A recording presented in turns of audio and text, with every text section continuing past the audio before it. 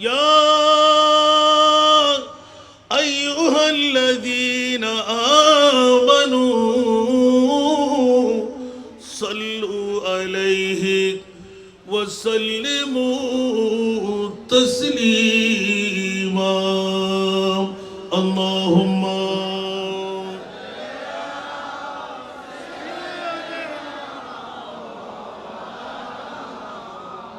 وعلى آل سيدنا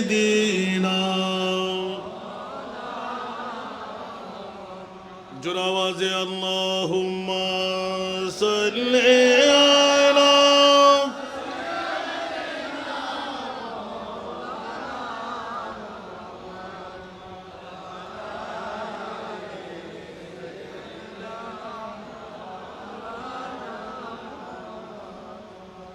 عرش حق ہے مسند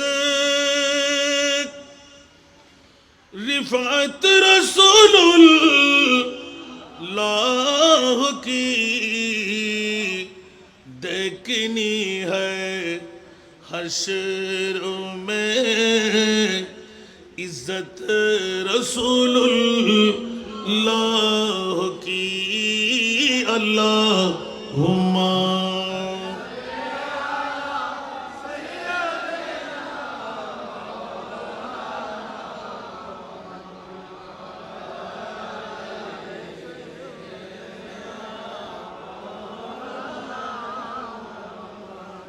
لا ورب العرش جس کو جو ملا بن سے ملا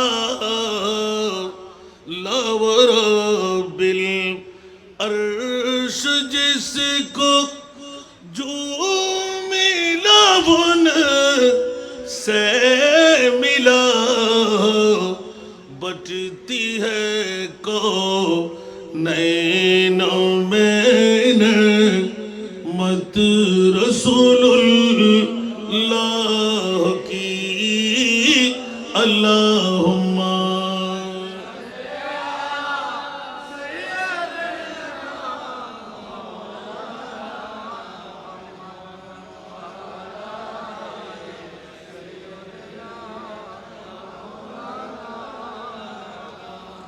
قبر میں لہرائے گے تاج حشر چشمے نور کے قبر میں لہرائے گے تاج حشر چشمے نور کے جلوہ فرما ہوگی جب طلعت رسول اللہ کی اللہم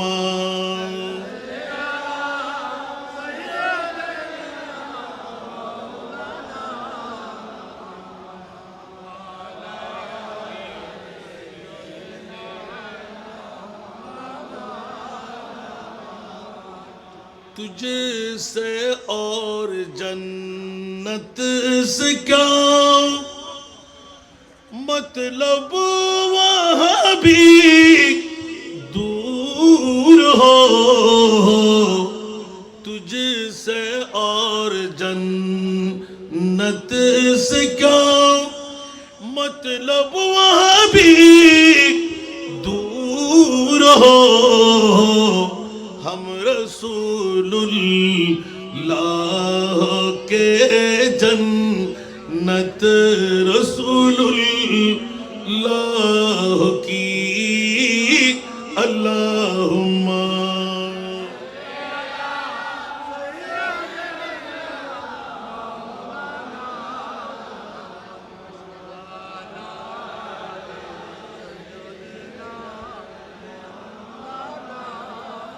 بسم اللہ الرحمن الرحیم اولئک کتب وكتب في قلوبهم الإيمان وأيدهم بروح منه صدق الله مولانا العظيم وصدق رسوله النبي الحبيب الكريم ونحن على ذلك من الشاهدين والشاكرين والحمد لله رب العالمين رب صل وسلم وبارك عليه دل ہے وہ دل جو تیری یاد سے معمور رہا دل ہے وہ دل جو تیری یاد سے معمور رہا دل ہے وہ دل جو تیری یاد سے معمور رہا سر ہے وہ سر جو تیری سر ہے وہ سر جو تیری قدموں پہ قربان گیا سر ہے وہ سر جو تیری قدموں پہ قربان گیا آج لے انہیں کی پناہ آج مدد مانگ ان سے آج لے انہیں کی پناہ آج مدد مانگ ان سے پھر نہ مانیں گے قیامت میں اگر مان گیا پھر نہ مانیں گے قیامت میں اگر مان گیا نعمت بانٹتا جس میں تو وزیر شان گیا نعمت بانٹتا جس میں تو وزیر شان گیا ساتھ ہی منشی رحمت کا قلم دان گیا ساتھ ہی منشی رحمت کا قلم دان گیا لے خبر جلد کے غیروں کی طرف دھیان گیا لے خبر جلد کے غیروں کی طرف دھیان گیا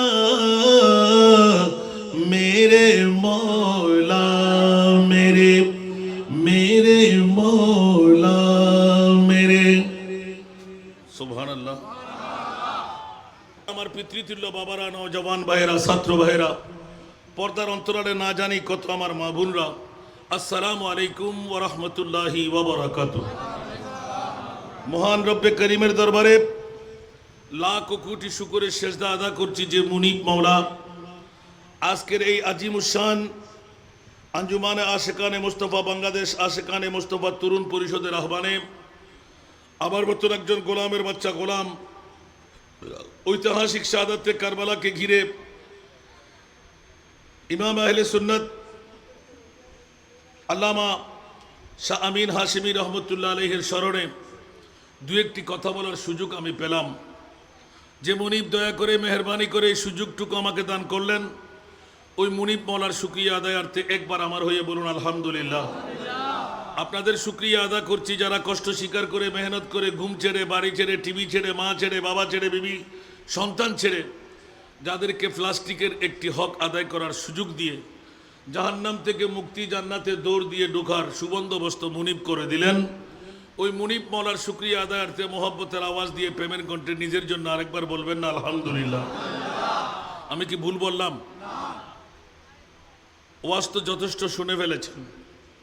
আমাকে একটি নির্দিষ্ট বিষয়বস্তু দেওয়া হয়েছে, আলা হজরতের জিন্দেগানি এবং তার নাতে মুস্তফার তাত্ত্বিক বিশ্লেষণ। এটা কি একদিন, 2 দিন, 1 রাত, 2 রাত, 1 মাস, 2 মাস পারা যাবে? কথা বলতে হবে। সেই জন্য আমি নাতের কলি পড়তে গিয়ে চিন্তা করতে লাগলাম, কি অপরাধ করতে লাগলাম আমি। এক একটি নাতের ওয়াজ করতে গেলে তো এক একটি রাত লাগবে। আল্লাহ কত বড় মুজাদ্দিদ, 100 বছর পর এক একজন মুজাদ্দিদ আল্লাহ আমাদেরকে দান করেন, সুবহানাল্লাহ।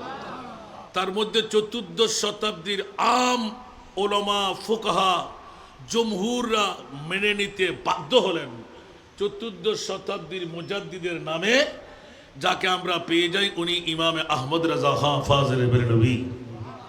একটু জোরে বলবেন না সুবহানাল্লাহ। আসুন বাবারা, ওনার জিন্দেগি নিয়ে আলোচনা করার সেই সাহসিকতা আমি করি না।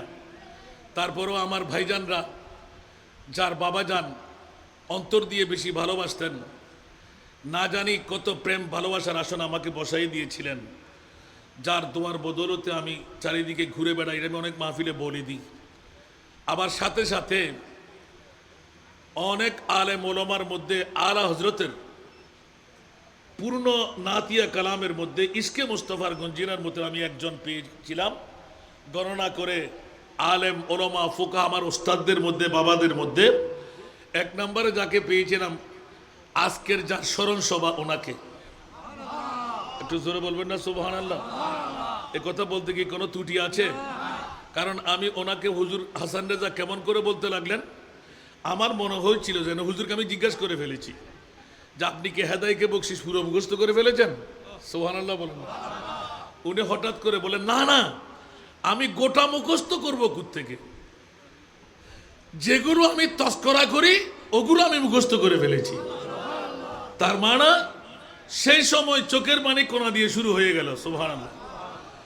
আলা হজরতের নাত উনি এমন চর্চা করতেন, হঠাৎ করে আমাকে হাত চেপে ধরে বলতে লাগলেন, বাবারে, মুস্তফার দিদারের জন্য, মুস্তফার প্রেমের জন্য, মুস্তফার গোলাম হওয়ার জন্য অন্য কোন নাত দিয়ে দিলি তসল্লি মিলে না, আলা হজরতের নাত দিয়ে যে তসল্লি আমরা পেয়ে যাই। একটু জোরে বলবেন না সুবহানাল্লাহ। সেই জন্য আমি হঠাৎ করে মনে পড়লো নাতের কলি, অনেক ভাই আমাকে ইশারা দিয়ে দিলেন, সেই জন্য 2-1টি নাতের কলি সূচনার মধ্যে খুতবার পরে তেলাওয়াত করে ফেলেছি। এতটুকু যেতে পারে কিনা দেখি, আল্লাহ কবুল করুক। তো শুনতে কি রাজি? রাজি? কে কে চলে যাবেন একটু হাত তুলেন তো। চলে যাবেন? অন্তত পক্ষে সভাপতি মহোদয় আসা পর্যন্ত বসে থাকতে হবে, ঠিক না? কারণ যার স্মরণ ওনার আওলাদ আয় সানকাইয়ে বাসা দিয়ে হয়ে দেওয়া বা ফোয়ারাত খেলা দিলি বুড়োর মন।